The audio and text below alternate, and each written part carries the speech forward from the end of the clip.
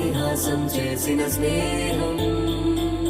పొత్తులు దాటి హద్దులు దాటి జగములు దాటి యుగములు దాటి చెయ్యందించమన్న